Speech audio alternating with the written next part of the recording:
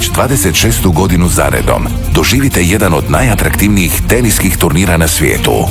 Uz vrhunski tenis očekuje vas egzibicijski meč Gorana Ivaniševića i prijatelja,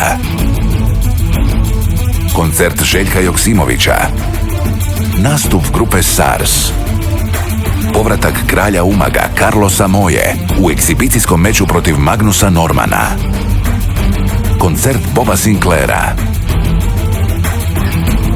Miss Hostesa, Salsa Party i DJ Cristian Marki.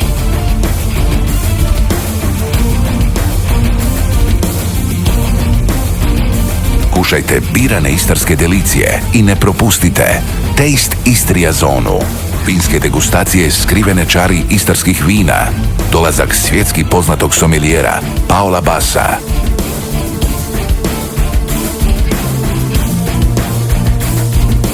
Postanite dio dugogodišnje tradicije i dođite na Konzum Croatia Open Umag od 17. do 26. srpnja. Očekujemo vas.